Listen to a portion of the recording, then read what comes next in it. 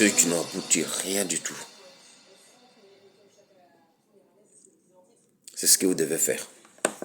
Vous voulez qu'on fasse quoi? Regarde là, actuellement en Europe, il fait froid. Tu arrives. Lorsque tu arrives ici, tu n'as personne dans ce pays. Je dis bien, tu n'as personne. Tu connais personne. Ton première fois d'arriver dans un pays où il fait froid. Tu ne connais même pas. Quand les gens parlent, ça c'était à la télévision ou à la radio, ou un de ses connaissances qui a une fois été dans ces pays et qu'il arrive en vacances en Afrique et puis il dit oui, quand il fait froid, il y a comme ci, il y a comme ça. Mais lorsque toi-même tu as atterri, là où vraiment tu vois vraiment, oui, tu pleures, tes larmes coulent, ton nez coule du mauve. Vous voyez? Et dans ça, où il faut aller, tu ne connais personne. Tu as fait erreur, on te retourne. Imagine-toi, tu as fait des millions de kilomètres pour arriver ici en Europe. Tu ne connais personne. Tu fais erreur encore, on te fait retourner. Et en plus, combien des années qu'on peut dire que tu as fait pour arriver ici d'abord? Sans compter ça. Tu n'as pas de soutien ici.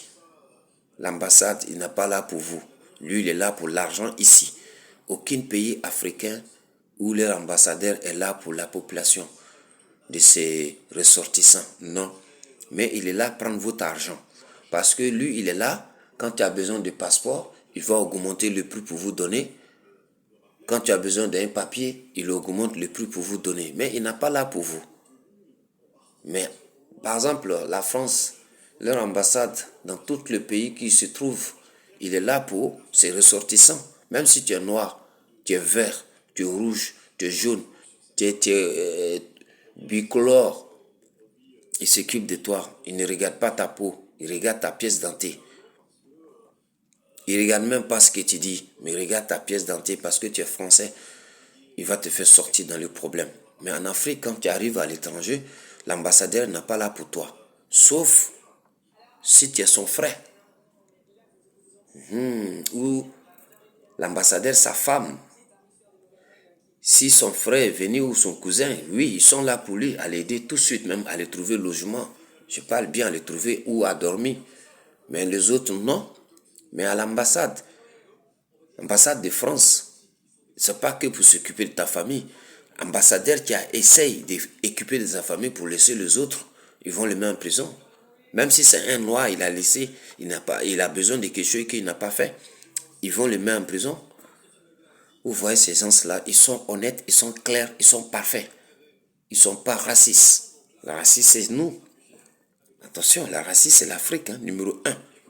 Si je mens, vous me dites quand vous arrivez dans un pays qui a laissé à l'ambassade, qu'il a fait quelque chose pour vous, là vous allez me dire oui, c'est toi tu mens. Quand moi je suis parti à l'ambassade, ils m'ont donné, ils m'ont trouvé au logement, ils m'ont fait comme ci, ils m'ont fait comme ça. Là tu m'as dit ça. Vous voyez, on ne peut pas rester dans ça comme ça. En aucun cas qu'on va rester dans ça, il faut qu'on change. Même les Chinois, quand ils arrivent ici, ils vont à l'ambassade, s'ils veulent faire des commerces, on leur donne l'argent pour aller prendre un magasin tout de suite. Vous ne voyez pas, aujourd'hui en Europe, ici, les Chinois et des Hindous, c'est eux qui prennent tout le commerce. Ils ont tout pris. Quand tu vas dans un tabac, si ce n'est pas indien, c'est un Chinois. Ou Tamoul, ou Cambodgien, ou Japonais, ou Coréens, c'est eux.